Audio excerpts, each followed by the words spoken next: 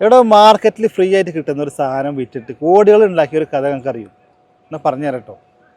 ഈ ഹോളിവുഡിൽ അത്യാവശ്യം ബ്രാൻഡ് വാല്യൂയും അത്യാവശ്യം സ്റ്റാർ വാല്യൂ ഒക്കെ ഉള്ള അത്യാവശ്യം കാണാനും തരക്കേടില്ലാത്തൊരു നടിയാണ് ഈ സിഡ്നി സ്വീനി പറഞ്ഞൊരു നടി.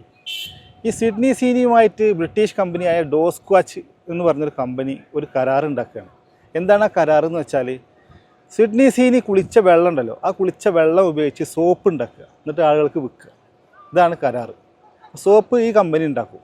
സിഡ്നി സ്വീനി എന്താ ചെയ്യേണ്ടതെന്ന് വെച്ചാൽ ഈ കുളിച്ച വെള്ളം അവർക്ക് കൊടുക്കുക, അത്ര മാത്രം ചെയ്താൽ മതി. വെറുതെ കിട്ടുന്ന വെള്ളമല്ലേ, നമ്മൾ കുളിച്ചിട്ട് ഈ സേഫ്റ്റി ടാങ്കിലൊക്കെ കിടന്നിട്ട് വേസ്റ്റായി പോകുന്ന വെള്ളം അവർ ഫ്രീ ആയിട്ട് എടുത്ത് കൊണ്ടുപോകുന്നേ കരുതിയുള്ളൂ. അങ്ങനെ കരാറും ഒക്കെ ആയി. അങ്ങനെ ഈ സോപ്പ് ഉണ്ടാക്കിയിട്ട് സോപ്പ് വൻ വിജയടോ. ഈ വിജയിച്ച സോപ്പിനെ പിന്നെ ഈ യൂണിലിവർ പറഞ്ഞൊരു കമ്പനി മൊത്തമായിട്ട് ആ ഡോസ്ക്വാച്ച് കമ്പനിയെ തന്നെ ഏറ്റെടുത്തു. ഇതിൻ്റെ രസം എന്താണെന്ന് വെച്ചാൽ ഈ കമ്പനിയുടെ ഒരു ഷെയർ പോലും ഈ സിഡ്നി സ്വീനിക്ക് ഇല്ല കേട്ടോ. തുച്ഛമായ പൈസക്ക് കരാർ എഴുതിയത് കൊണ്ട് അവർ പെട്ടു.